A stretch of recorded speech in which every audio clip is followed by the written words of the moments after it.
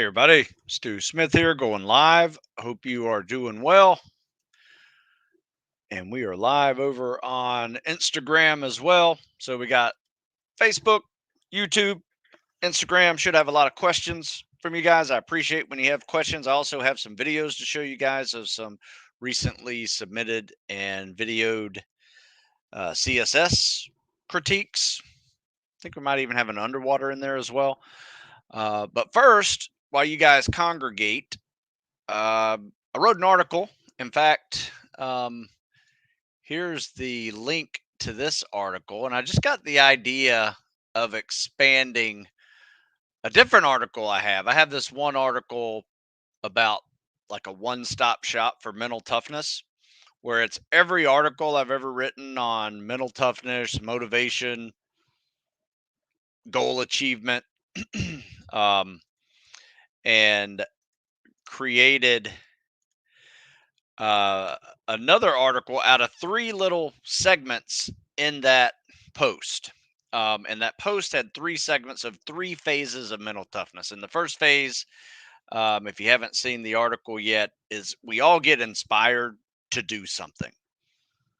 Don't know how that happens, but it just happens. Whether you see somebody you want to emulate, you find something that's really cool that just resonates with your soul, and you decide, you know what, that's my goal, and I'm going to spend the next years doing that and preparing myself for that. So that's the inspiration phase. We all need it. Doesn't matter what goal that is. It can be public service, military service, become a doctor, whatever, you name it. But here's the problem is that inspiration phase goes by really quickly. You might have 3 or 4 weeks of some initial motivation and inspiration to keep you going, keep you fueled, but that's the best time to create habits and good habits, whether that's a time habit or it's a specific workout habit that you are trying to improve. You set up a goal within that phase, to get to a certain pace or speed or reps or weight. And that is very powerful because there's going to be a moment in that section when you are no longer inspired to go do something. You are not motivated to go do something, but you have relied on these habits that you've recently formed. Now that habit has become discipline. Right? You don't just become disciplined overnight. Some people are born with it, they say. I get that. Some people are naturally morning people. Some people aren't. Um, and if you can get stuff done in the morning, great. If you can't, do it some other time. But there's a struggle at that section too, where you have doubt, you have fear, you have failure, and you got to take those negative thoughts and turn them into a learning experience. It's a moment of desperation that also can really form into mental toughness as well. Uh, and then once you start up that hero's journey, going in the right direction, that all that discipline that you have created has now kind of taken that third step into mental toughness. And now you can just repeat that whole cycle again for whatever the next goal is. And like we're always going to be a student, but eventually that student can become a mentor, right? And become a partner and help others with it. And that is the evolution of it. It really is. When you look back at your life and where you are today, that's largely where most of the people I deal with come from, that kind of journey. So it's a good article. I put the link into the comment section, so check that out. Let's see what kind of questions we have. Going to NSW Exposure Weekend this coming Friday. That's for the SOAS candidates. So the officer candidates have this exposure weekend where we call it kind of like the Bud screener for those guys, where they can get some exposure to what they're trying to do. Um, I think it's very healthy. I think the more you get of those, moments where you're pushing yourself really hard, you're uncomfortable, you're cold, all of those things matter. And if you can get a couple of those events under your belt without hurting yourself, I find them very useful. And this is Spec War Run, so it's going to be very useful in that sense that they're not trying to hurt you. They just want to answer questions, show you what some of the training is going to be all about, and just give you exposure to maybe you've never even met a SEAL in your life, and now there's 10 of them there that you can talk to. I think that's probably the greatest exposure of the weekend you can do. But yeah, crush the PST. Just be able to follow directions. That's the biggest thing. There's really not much you can do now to prepare for that. Just be well rested, eat well before you go, sleep well the rest of this week, do some mobility work.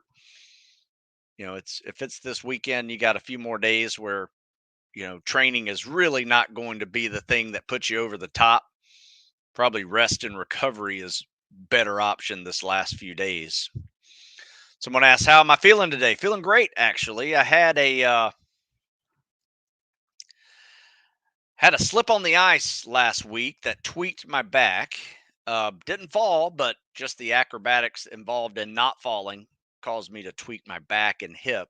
But today was leg day, and I was doing deadlifts, kettlebell swings, weighted squats. Was awesome. Ran. So I think I'm better than 85%. I still feel a little something back there, almost like a little weakness. But I did take a few days off, just did some mobility days, and that's exactly what I needed. Let's see other questions over here. Alex, always on. That's nice. If I'm swimming CSS with the pull out, so that means the breaststroke pull out off the wall, get a little bit of distance off the wall before you go. I'm getting out of breath quickly, but if I'm swimming without it, I'm doing just fine. What should I think in training? Get exhausted and push from there, or crush the workout without getting exhausted? Good question. There's a reason why I wrote that recent article, and it was a little clickbaity, but you'll like the name of it. To pull out or not, the CSS debate, right? So, do you do the pull out? I'll put this in the comment section down there. You can check it out. The neat thing about YouTube is you can actually click that link, but if it's over there on Instagram, you can't really click it. But you can type in the title and you'll find it. To pull out or not, CSS debate. So here's the deal. If you're getting winded doing the pull out added to every kick off the wall, you're not in swimming shape. So it is a conditioning issue. Has nothing to do with your pull out. Now, if you're noticing when you do that pull out and let's say you time 100 and it's a minute 45 seconds. So 100 yards and 105 seconds. And then you take it out, you get that extra breath per stroke, right? So you get an extra breath, same number of strokes to get across the pool largely. But you're 10 seconds faster in that 100. So my advice is to just take it out altogether, because you're probably going to save about 40, 50 seconds by just taking it out altogether. Because here's why I say that. Most non-swimming athletes are my people I coach. Swimming athletes don't need me. Non-swimming athletes who want to do these spec ops jobs that require swimming will find me, and teaching them some of these skills like a dolphin kick or flutter kicks. Chances are, if you're a non-swimming athlete, they suck, right? Your dolphin kick is ineffective. Your flutter kicks just wasting energy. Your breaststroke pullout just causes you to dead stop in the 10 yards off the wall. You got 10 yards off the wall, but now you got to create all that momentum in the next few strokes again. So you lose momentum by having that pull out in there. But if you take it out, you never lose that momentum. So I am a fan of taking out the pull out. One, if it's making you slower. Now, if it's making the workouts harder, my advice is do what's making the workouts more difficult, because chances are you're going to get in better cardio shape by pushing yourself that extra bit. But then when you test, and if you notice that your performance is worse with the pullout, take the pullout out. We actually had a guy at the Naval Academy do their official PST last semester, and I was just noticing his pullout. And this is where I came up with this article, and he was just dead stop, right about 10 yards off the wall. Good kickoff, good pullout, but his transition into the stroke was just horrible. So I said, just take it out. Let's see what happens. And we timed 100. He dropped like 10 seconds off of it. Next thing you know, he applied that 10-second per 100 drop to all 500. And he actually was 50 seconds faster by taking that pullout out. And he got an extra breath per stroke or per length. And he said, his heart rate never really got, in the anaerobic zone. So there, it's a win. So good question, because there's a lot of different variations to an answer for that one. Oh, let's see. Right now I'm sitting in MEPS, finalizing my contract with the Army to be a hard hat diver. Oh, cool. Do you have any advice to prepare before I ship? Yes. Dive school's no joke. Make sure you are treading water, doing underwater swims, swimming with fins and without fins. All of those things are going to be part of your training. Now, you're also in the Army, so you need to crush that ACFT. So you got to be lifting, you got to be running, got to do calisthenics. So, yeah, that's what I would do. In fact, to be honest with you, something like this, like a little block periodization model where you are focusing on strength to handle the ACFT, but you're also focusing on PST, IFT level training, which is Navy SEAL PJ training, which also is preparing them for dive school. That is kind of where I would make a hybrid of what you're trying to do, since you're in the Army, but you're flirting with more water. It's almost like Marine Corps training too. They're Marines, but they're also amphibious, and they're also need to have some comfort in the water doing their job. And if you add diving to that, even more so. So that's a good question. That's it's beyond what you regularly would need to do. In fact, I just wrote an article on military.com yesterday. Let me see if I can find it real quick. And I compared. Oh man, they didn't put it up yet.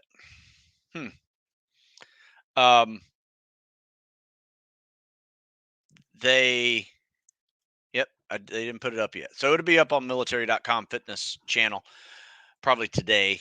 But I gave it to him yesterday. And basically, I compared and contrasted all 6 branches of service, and I put them in 3 different pairs. So you have the Army and the Marine Corps, both probably the most difficult regular service boot camps and basics that there are, right? Because you're going to be rucking, you're going to be running, you're going to do reps, you're going to be lifting. There's a whole lot of different things. There's the Marine Corps, you're going to add a water component to it. Navy and Coast Guard, water component, very important, even though the training itself is very easy. As far as on land, you might run 10 miles in 10 weeks. I'm just exaggerating. It's probably closer to 15, but not much different. You're going to learn how to fold laundry and make your bed, stand at attention, right? Which is important. Discipline is important. Not knocking it, just saying it's not as hard physically. And then you have Air Force and Space Force, which is, they actually go to the same boot camp, basic military training, and one branches off to Space Force, one goes to Air Force. Physical fitness standards there are not that difficult unless for any one of those you're doing some spec ops training program. To my knowledge, there's no space shuttle door gunner spec ops job yet for the Space Force, but who knows? Maybe they will. So Josh says, I was going to ask a similar question. Been doing the CSS with the dive mask they use at Buds. And I noticed during halfway through the 500, I feel it's hard catching my breath. That's a conditioning issue. So I'm guessing it has to do with me not being in good shape and not the mask. Oh, yeah. I mean, learning how to be a mouth breather kind of sucks. If you're used to nasal breathing during your running and lifting and all that stuff, mouth breathing sucks. You got to get used to it. So keep practicing. It's going to get easier. Swimming alone, even if you had goggles on and you could nose breathe, it's still going to be hard for you. In fact, what I want you to read, there's this article I wrote called Dude, You're Not in Swimming Shape. And there's like 6 or 7 different, uh, stereotypical comments that people make. And I just say, You're not in swimming shape. Sometimes I say it nicer and say it's a conditioning issue. But, to not beat around the bush, you're not in swimming shape where you need to be. If you're getting winded in a 500, if you're, because you are doing an extra event in that 500, you're getting winded, or you find you need to rest more in between sets of workouts, that's a conditioning issue. So it's a good article. It just shows you like, and I always answer everything like, dude, you're not in swimming shape. Just got your book, phase 1. I'm not going to lie. The workout routine is amazing. Oh, good. No need to lie. I'm starting it today. Any recommendations? Nah, man, do it. Try your best to do the program. Now, just realize that any of these programs, whether you're going Air Force, lifting, periodization model, whatever, whenever you're doing these programs, remember, they are not personalized programs. So you may have to personalize it for your amount of time that you have in the gym. You may not finish the whole chart for that day, or your equipment that you have in the gym. You may not have a pull-up bar, let's just say something, right? Or if you do, it's outside and you can't do your pull-up bars indoors. You got to go outside, and it's going to screw up the workout if you're trying to mix in pull-ups with deadlifts. Doesn't work. So you may have to readjust some of those things. Time per day, days per week. You used to work in 5 days a week. These workouts have 6 days a week in it. There's no rule that you have to do these 6 days in a 7-day period. If you need a day off somewhere in the middle, just bump everything over to the right. Try to get it done. What's the other one? Equipment, facilities, time per day, days per week, your fitness level. I might say go for a 3-mile run. Well, you've never done a 3-mile run before. Don't start it today. Maybe run just a mile. See what that is, right? You may not have fins to swim with. Buy some fins. Maybe start off with smaller fins before you jump into the rocket or the other fins. So I got a lot of advice when people buy or find fitness programs on the internet or in a magazine. Just understand they're not personally written for you, and you may have to do some adjustments or pay a lot more for more personalized training, which a lot of people offer out there. Last week, I finished your HPT and did a 110-1 pyramid. Huge improvement, especially on the pull-ups. Nice. Yeah, the human performance test is a new section that I added to the Navy PST phase 1. So the Navy PST workout is for the SEAL test, SWIC test, EOD, diver, rescue swimmer, even SARC has to take it now prior to going to boot camp. But I added the HPT, which is the human performance test, 4 weeks of lifting. You can repeat that a couple of cycles and really improve on events like weighted pull-ups and bench press and deadlifts and shuttle runs. Those type of events. You're still going to have running and swimming as well in there too, but just a little longer than your average PST.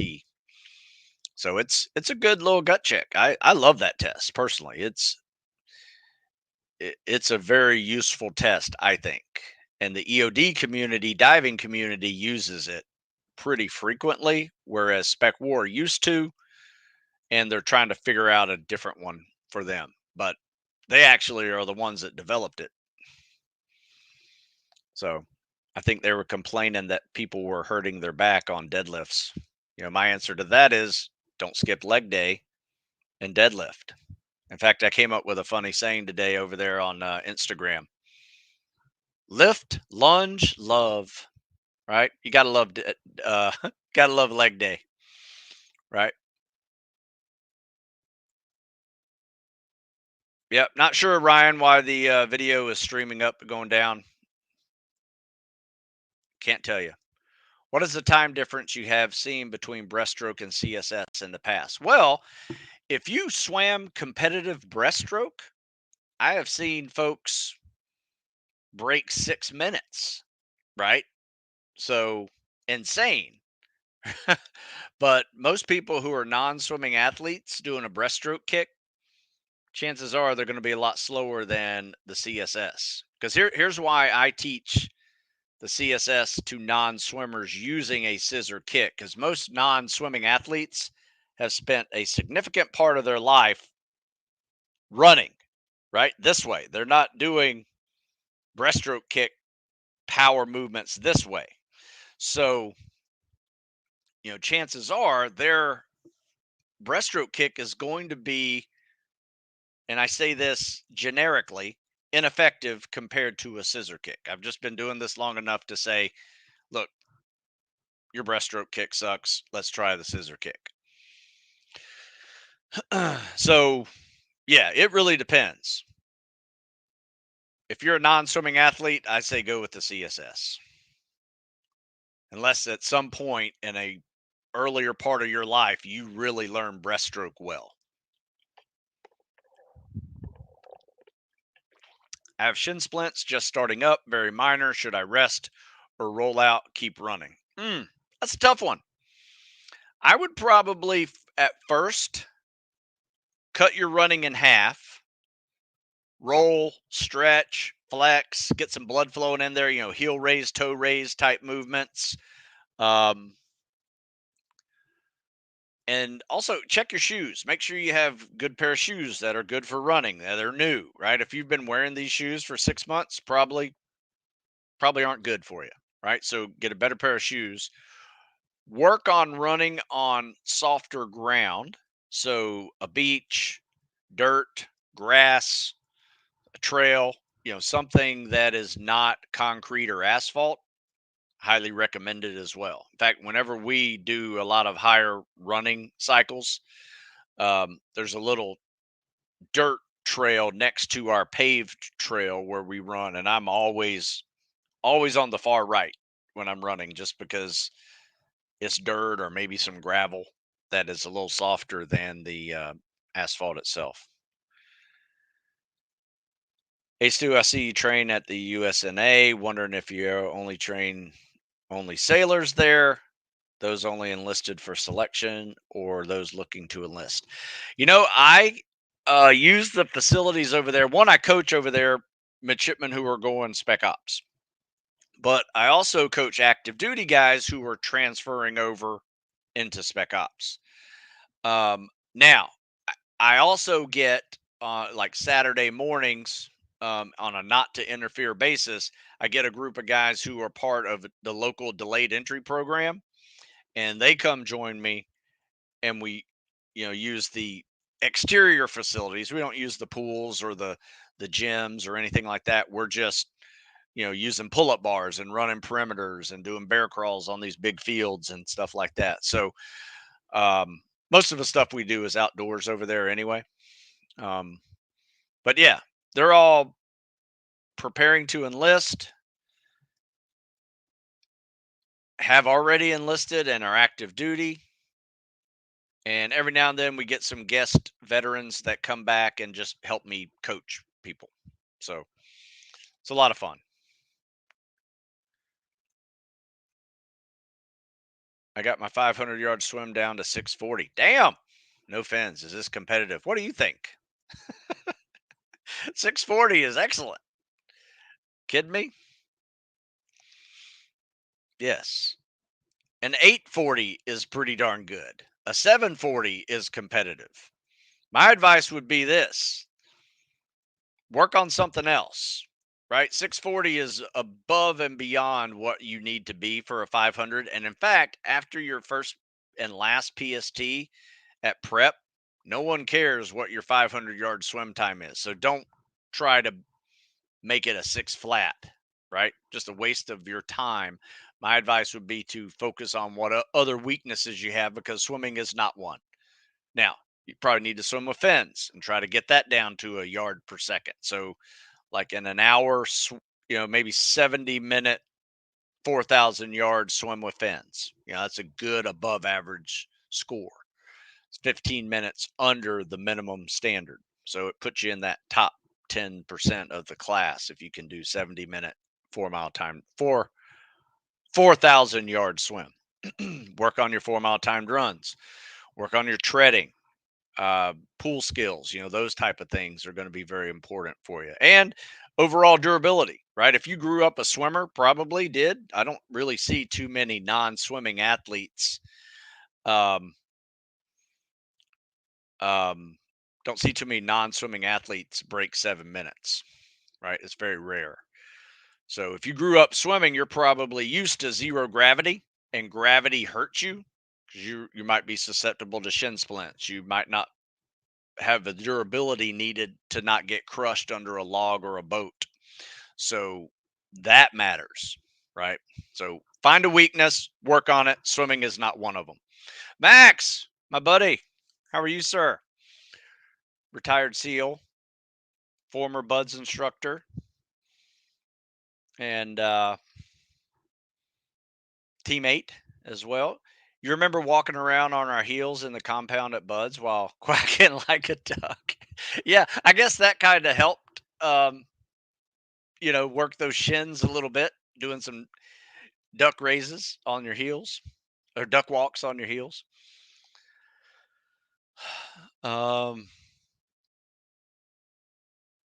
all right. So let's see other questions over here. I'm going to show some videos here. You guys are doing really well with these questions. In fact, whenever I open it up to Instagram, it's hard for me to get all these questions done. So Instagram's very popular. Thanks for your advice. I'm improving a lot with pyramids too. Your real life. Oh, well, thank you. Tristan asks, today during the Air Force 100, my underwater freestyle split to 128. Nice for 100 yards. Ended up 118. Damn, that's hauling, man. That's much faster than a yard per second or meter per second if you're doing meters. Nice. Leg day is life, especially in swim and CSS. From what I experienced during swim and CSS, I believe legs have to be topped out in order to be proficient. Yeah, I think legs are very important. Definitely you don't want to skip leg day and just go swimming. Though I will tell you this, swimming with fins and rucking make for a pretty good leg day. So you add some squats and lunges with a ruck on, that's a good enough leg day for me, right? You just got to get used to that kind of volume, build up to higher volumes if you're going light. My diet is balanced and I'm getting enough good food or adding in supplemental powers, BCAA is beneficial. On everything I'm reading, it's not, but read some of the science behind branched chain amino acids and essential amino acids. You're probably getting enough of them from your diet. Never taken supplements before except whey protein. That's probably where I would stay then. Just stay with the whey. It's going to be helpful enough. Unless you see some like vitamin D or magnesium, issues. Best way to do it is get some blood work done and see if you have any deficiencies in anything. But I'll be honest with you, I'm not the supplement guy. I mean, I got these right here. My This is my multivitamin probiotic. That's it. So there's my supplements. Though I do have some protein stuff I like to do, um, and super greens. Do you recommend high intensity 10, 11-minute pace when rucking most of the time, or should I keep it slow most of the time? Oh, good question. I would say probably 25%, maybe 30% of the time you need to put out and go hard. The other times can just be a power walk, maybe drop it down to like 14, 15 miles or minute miles versus, keeping it 10, 11-minute pace all the time, right? Or going like 20-minute miles.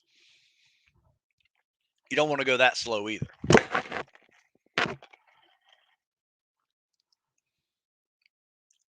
Let's see. Let me share some screens here because I got some things I want to share with swimming. Let's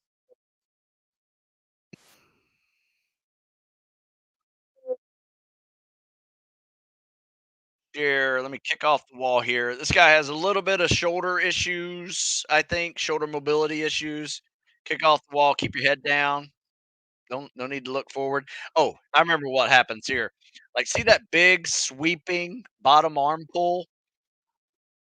And notice I'm walking about probably a yard behind him, and he's looking right at me, right? So he's over rotating probably by another 45 degrees, where all he really needs to do is just turn and look right at the wall or even a little bit in front of him. And that's going to save a lot of this weird transition time that goes from right here, right?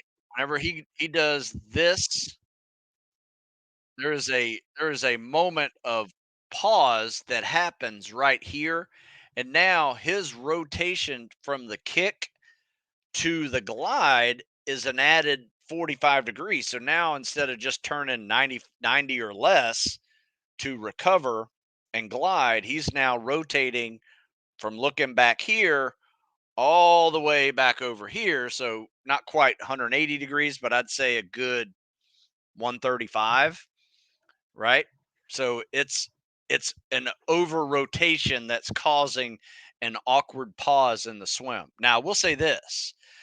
He actually does a pretty good job recovering from it, and I think that's a lot of his streamlining ability, but he's also shortening his glide where he needs to hold that glide another second because one Mississippi, two Mississippi, pull. Do you see that? So he's pulling on one Mississippi two. I like to hold that glide for another second and get a little bit more out of that stroke because um, if you can get another yard out of each stroke, you're probably going to take off 2 or 3 strokes to get across the pool. Now, overall, that's pretty good. I mean, he just did that in 48 seconds, 49 seconds. So, not a bad pace, not bad pace at all. But I am being very nitpicky whenever I just stated all of those other things. Like, he has a really good swim. He needs to get in shape to be able to maintain 50-second 50s and break 9 minutes. But, overall, could he get away with not listening to me? Yes. But I just can make it a little better for him, a little less, little more efficient with just gliding out a little more and not over rotating on that. Advice for 10 ups. Yeah, I don't really have advice for him. If you're having a hard time with an exercise, practice that exercise or event. We don't really do those much. We used to do a lot of swim PT. We haven't lately. We're going to start adding it back in to where you do, swimming and push ups and abs and pull up. We got pull up bar on the pool deck. We can have pull ups in there too. Really good. So I'm going to make this one bigger and I'll share this with you guys in a second.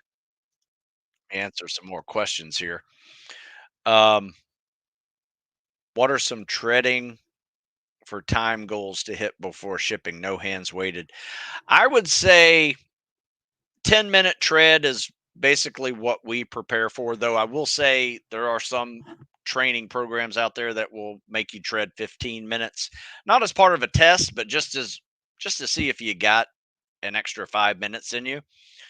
Um, kind of like you almost you get gooned if you don't make it to 15 minutes. But I've seen a lot of them have tests for 10. So we do this. Once you've kind of crushed the 500-yard swim and you don't need to do a 500-yard warm up for your swim workout, do a 10-minute tread. So we do a 10-minute tread before the swim workout, or we flip it and we'll do a 500-yard swim warm up, the actual workout itself, say the 50-50, and then we'll do a cool down of a 10-minute tread. Or if you're having a hard time, if you're pretty good at treading, you're having a hard time bottom bouncing, we'll do a 10-minute bottom bounce just to do something to catch your breath and just relax and make it easier for you. So my advice, whether it's any exercise, any activity, just add it to the workout to make it part of you're not going to skip anything. For instance, we have a couple Navy divers preparing for dive school, and we do this one drill, and this would be a good one for PJs too. We do an underwater 25. We time a 50 CSS, and then we just do an easy 25 to get back to the deep end. And we do a minute worth of treading or a minute worth of bottom bouncing, whichever one you are not good at doing. And usually that depends on your body type. So if you got a little chub on you, um, you're going to be positively buoyant, and bobbing is going to be a challenge. You're really lean, treading and floating is going to be a challenge for you. So you do whatever's challenging. So you rest with treading or you rest with bobbing. Great way to mix everything in there that makes pool skills and all that stuff hard. And you just make it part of your workout. That's my advice for anything. When people say advice for this workout or advice for this exercise, find ways to mix it into your warm ups, your cool downs, your workout itself, and it can definitely work. What was your official PST like? Well, I have a couple of different ones because I've been taking PST for hmm, 30 years. My first one was okay. When I was midshipman, I think I did like an 8:45 swim. I was crushed some push-ups though. I was like 135, 140 push-ups, but I'm short arms, big chest, and they graded them different back then. Like you could actually shake off an arm as long as you didn't go to a knee. So you stay on one arm, shake off an arm, shake off an arm, crank out 10 more. Can't do that anymore. Um, and then sit-ups, 100. I think I got 110 for my best once before, and then pull-ups on a PST were anywhere from 22 to 25. I think I did get 25 on one PST. Um, but I've gotten 35 without a PST.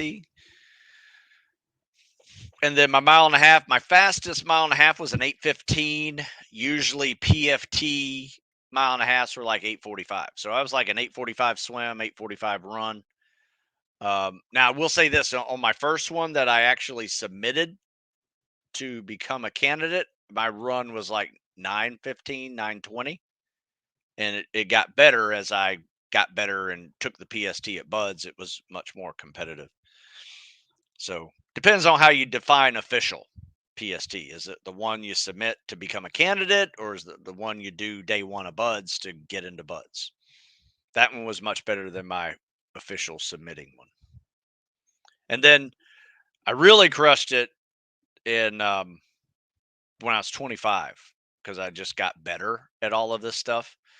And my fastest swim time was a 6:20, 6:25. So I really learned how to swim, post Buds for sure, during Buds, post Buds. Um, In around a month, I'm switching to two a days, 3 days a week. Swimming, running in the evening. That's not bad. I think that's fine. Should I keep those two of those swims, the AF 100, do one as a fin or vice versa? My advice is this: on upper body days, just swim. Right, work on your conditioning, work on your pool skills, all that stuff. On lower body days, put on a pair of fins. I just find that to be a great way to top off a leg day, especially if you're trying to get into those spec ops jobs that require a lot of finning. What's your opinion on wearing orthotics and buds? I think I have a hamstring tendon injury wearing out the stability of my shoe. Bought a new running shoe with no arch support and it got worse. Yeah, if you need orthotics, I would wear them for sure. We would buy these uh really not thick, but really good insoles. I think they were called Sorbathane, Sorbathane, Sorbathane. In fact, I'll type it in here. Sorbathane brand inserts. They worked really well, especially if you gutted out the inside of your boot just to get rid of all the crap. But back then, it was a jungle boot that had a steel shank in it and like a bungee protection piece of metal. So everything was just heavy. So you tried to do whatever you could to lighten it up. And those Sorbathanes really helped, turn those boots into almost running boots. Currently haven't run for a week and it's almost 100% better. Should I slowly get back? I was running 24 miles a week. Yeah, you know what? Never, after taking a week or two off, never jump right back into where you left off. My advice is probably cut it in 50%. So drop down to 12 miles a week. If that didn't hurt, you can build up a little more aggressively since you only took a week off. But if you took months off, I would definitely go back to that 10 to 15% increase each week. Maybe cut it in half, 10 to 15% from there. See how it feels. As long as you're no pain. If you're feeling pain at that, cut that in half. So now you've gone from 24 to 12 to 6. And if that hurts, go to 0 and don't run anymore. I mean, for a little while. Can you explain the figure eights for treading? I still don't understand it. So, yeah. So when I tread using my hands, right? My hands are at an angle pushing water down. So think about like the pushing water down here and then I'm pushing water down out. So as long as I'm kind of making this figure eight pattern, if you look at it from the side, kind of makes a figure eight pattern, right? But you can just don't think figure eight. I think that's screwing you up. So bad name for it. Kind of like the egg beater kick is a bad name for an alternating breaststroke kick, right? So just use your hands this way to push water down and then push water out, but you're pushing water down. Now, you don't want to do it this way, like going out, like at that angle, because that's going to suck you under, right? So think about dive plane like on a submarine. The way it comes up is it's angled up. All right.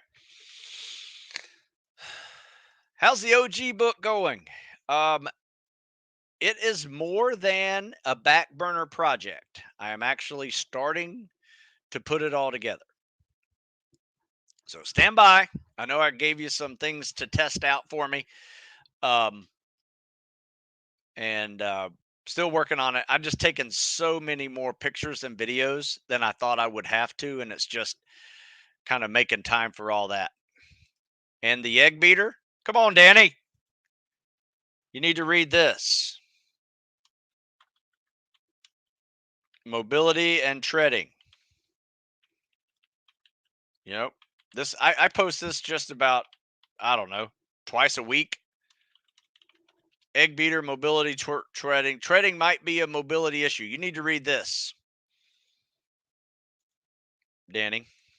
Right? So read this article. Mobility issue. Your treading is likely a mobility issue. And I guarantee it, if you're trying to do the egg beater, Most people can't do the egg beater because of mobility, not because they don't understand, alternating kicking, right? Where people screw up the egg beater is they think it's like this, like spinning your legs in a circle like this, where it's actually like this. Because if you're not pushing down, you're not going up. It's physics. All right. Any advice on shoulder pain with the pull up? Tough one. My advice would probably be don't do pull ups for a little while. Maybe do some pull downs or assisted pull ups. Could be a bicep tendon that gets up underneath the shoulder muscle back there. Maybe change grip, see if that changes. That'd be my first thing. If I have shoulder pain or elbow pain, uh, doing a pull up, I will, instead of going regular grip, I'll go prone grip or reverse grip, maybe a little bit wider, see what that does. Usually for me, if I, like, a couple years ago, I did something doing a power clean that popped a forearm muscle. Really was not happy with that. Didn't pop, but it was sore for like 4 months, and I couldn't do a regular pull up or a hang clean for a very long time. Um, but I could do pull ups like this, and I could do pull ups like this. So find a grip that might cater to your pain, and you still be able to do pull ups. If that's still an issue, I would probably go see somebody to help you with your shoulder, because unfortunately the shoulder, it is a very versatile joint that we have, probably the most versatile joint we have, but because of that versatility, it's really a weak um it's really a weak joint. Typically it's easily injured. Good to see you too, Max. All right, all I did was lifting and calisthenics up to senior year. Realized my swimming was crap, so I joined the swim team, and it impacted my swimming. Yeah, yeah, no kidding. It's kind of like joining a track team and getting better at running. Go figure. Currently doing your program for SFAS. What's a way to overcome fatigue, plateauing with push-ups? Focus on push-ups more, or do auxiliary work to strengthen around the muscle groups? Both. But you also need rest. Don't do push-ups every day, because I've just seen that, especially in high volume workouts, it just beats you up. I mean, you might be able to handle it for a week or two and see some increases, but chances are you're probably going to get some tendonitis if you do it for a long period of time and just see negative results. Something we do is, like right now, it's a great time because we're in a lift cycle. So we'll do a bench press, say body weight bench, max reps, right? Let's say you weigh 185, you get 11, almost 12 benches of your body weight, bench presses of your body weight. Then immediately rack it, roll off the bench, see if you can do 10 push-ups right afterwards. What I have found is that is a great way to simulate that last 30 seconds of a 2-minute push-up test without doing all the reps. So that is how I overcome um, high repetition fatigue, by doing other exercises, kind of burning out on that bench press and have nothing left. I mean, if you can get 5 push-ups that are good, that's actually really good, right? But if you can get 10, that's even better, right? But if you can get more than 10, chances are you didn't do bench press hard enough. So it's kind of a give or take there. So that's one way that we build a little bit of strength around the muscle, but also, make sure we're really focusing more on muscle stamina, because that's the problem. Right? It's not so much a strength issue. Like your first pull up is a strength exercise. Your 20th pull up is a muscle stamina endurance exercise. Still strength, still need grip strength, but it's also muscle stamina, lats, and all that. So think of it that way. Should I drop from air rescue and go MA to get back to buds faster, or should I stick to air rescue and put in a package later? You know what? I don't know how that works. To be honest with you, because if you look at if you look at a career, let's say you went to Buds and you quit during Hell Week, right? So that's one DOR program, right? And then you go to another one and you DOR, and you go to another job where maybe you can get back. Um, it just doesn't look good on your record. But I get it. You're not going to get back to Buds if you're in a pipeline that takes 3 years to get qualified. So I understand that. So it's kind of a gamble. And here's something I tell people all the time is that getting to and through Buds is very difficult, right? Quitting Buds and trying to get back to Buds is even harder the second time.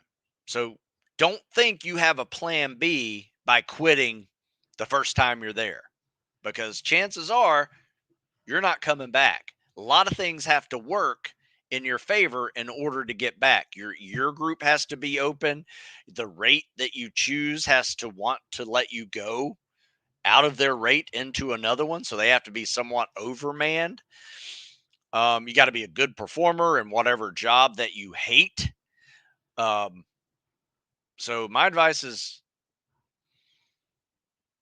I don't have any, because I don't think it's a good idea to go to another program and quit another program. I just don't think it's healthy. However, if you're trying to get back and that's your goal, do everything you can to get back. So I'm kind of on the fence on this one.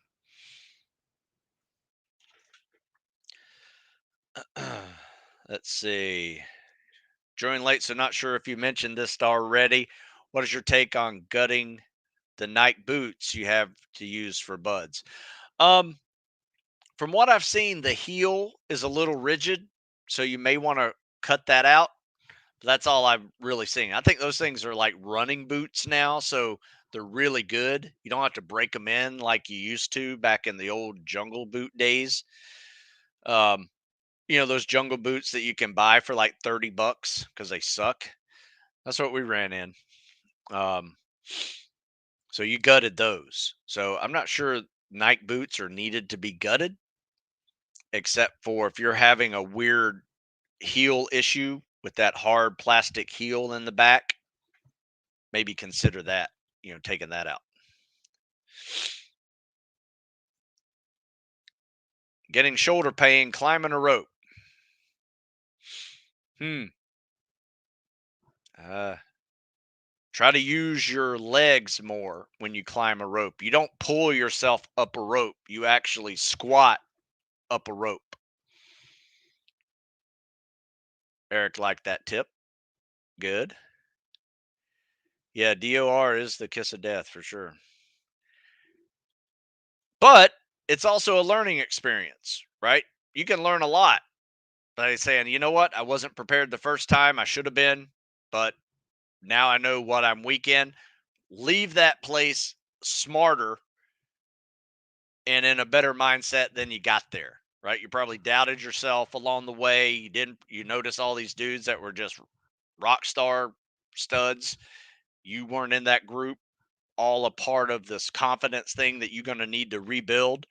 So don't let what happened in the past dictate the rest of your future, because you can learn from all of those things and come back stronger.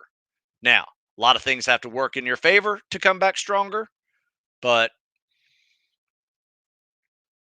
um yeah, anyway.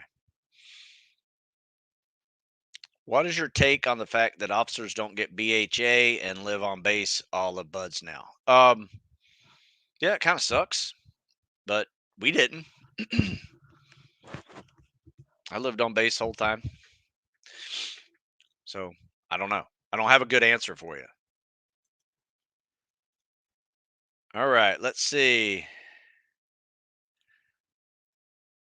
All right, let me show another video. I'm going to show this video. We've been crushing some questions today, not so much doing CSS videos. So I'm going to go through a bunch of CSS videos here real quick, and then we'll call it a day.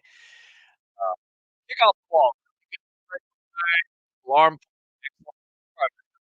pool already, top arm, bottom arm, kick, hold that glide. This is really good. I think I posted this one yesterday, but he's got a little breaststroke kick on his right or his left side, which is really good.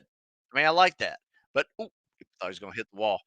Kick off the wall, good turnaround.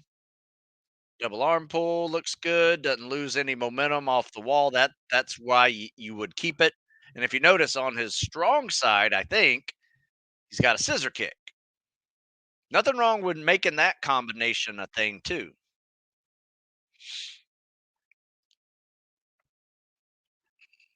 Yeah, this is a really good one. I really have very little to fix on this one. I mean, it's a 45-second 50. So this pace right here is a 7:30. I think he submitted a sub 8 swim, which is understandable. All right. That looks good. Sir, if I'm married, do I have to stay on base during buds? You have to have a room at buds that you get beat down for not having it clean because you have room inspections and all your gear needs to be there. Though people who are married can have a place off base too. A lot of the guys pitch in together and go get a place, and a lot easier to handle a rent if you have 5 guys living in a you know 3-bedroom apartment, or 4 guys and somebody sleeping in the living room, whatever. But it can be done. A lot of guys have places to go during the weekend. I'd recommend it. I would definitely try to find a place to go on the weekends, that has something like some good amenities, like maybe a sauna, or not sauna, that's a whirlpool type, jacuzzi type thing, just to kind of soak your bones. Um, if you can. I mean, that would be really nice if you had that. um, let's see here. Let me show you this one. I think there's a couple in here that actually had um a illegal stroke. So when I say illegal stroke, it wasn't an underwater recovery stroke coming up under like this. It was actually like a freestyle recovery. So don't do that. I'll save you the video because he's basically doing a CSS with a freestyle recovery. Don't do that. But I'll share this one because this is a good one to share. Let's see what he's got here. Kick. Oh man, kicks off the wall. All right, here we go. Let me back this up. All right, so kick off the wall. A little weak kick there. He could probably kick off a little harder. All right, so top arm, bottom arm, kick, one Mississippi. See that? One Mississippi, one Mississippi. So I can't even go one Mississippi, two Mississippi, pull. He's already pulling that second arm by the time he should be pulling his first arm. So a lot of extra work here doesn't need to be done. He also has some flutter kick issues that needs to be fixed. So one scissor kick, 3, 4 flutter kicks per yard. That's just maybe a flutter kick per yard. So he's going to have like 500 kicks in this swim if he keeps this up. I don't recommend it. Now, good news is his top arm looks good, bottom arm looks good, kick looks good. Take out those flutter kicks and hold the glide longer. You got yourself a good, efficient CSS. There you go. All right. So let's see here. So I got your book back in 2001 in the 7th grade. Nice. That program had me crush it at Paris Island and at the Fire Academy. Can't believe that was over 20 years ago. Yeah, man. No kidding. No kidding. Well, thank you for that note. Um, Always a pleasure hearing from people that been with me for 20 plus. Because I will tell you this: if you've been with me for 20 plus, you're probably getting ready to need to add that mobility day. I highly recommend it. In fact, there's an article um, I call "Don't Skip Mobility Day," just like you don't skip leg day. Don't skip mobility day. In fact, this is one of my favorite articles. It's one of my favorite things to add to my week. It will actually change your life. I promise you, especially if you've given 20 plus years of hard training, tactical fitness professions, tactical professions. You need you need to aggressively add recovery and mobility to your life. I promise it would make a huge difference. But even if you're young, where I've seen it make a huge difference is we'll do mobility day even with the young guys, and then we'll go swim and tread. Egg beaters easier with that streamlining, right? Getting a good streamline back there, shoulders. Can't do it with my ear things on, but like shoulders back there so you can lock it out and actually be streamlined when you swim. Uh, yeah, man, just all of that stuff is very important. So don't skip mobility day, young or old. All right, folks, I'm going to let you go on this one. Thanks for listening over there on Instagram. If you want to see this one again, you can go over to the YouTube channel. It'll be up on YouTube, Stu 50 Smith. You can find that one. And yeah, check out StuSmithFitness.com if you're looking for more articles, programming. Use the Live15 coupon code, say 15%. You know, I don't overprice things, but check it out. I think you'll like it. All right. For you guys over here on um, YouTube, any final questions over here?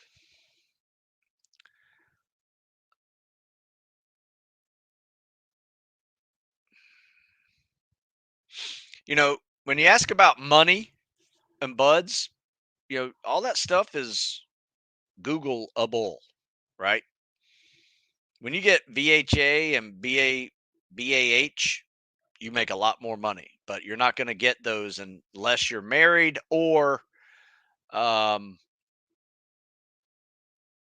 later at buds. I think you get all of that whenever you get out of buds and are going into SQT, or maybe it could be after Hell Week too. I don't know when they do it, but at some point they will allow you some extra money to pay for rent and stuff like that.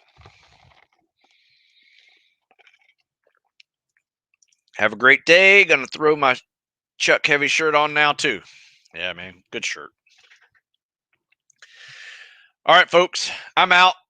It's been a good one. Been a whole hour.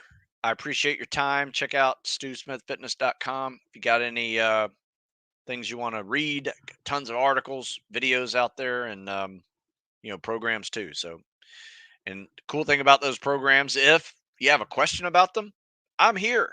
Just ask. You can email me, go live, ask it. That's customer service, baby.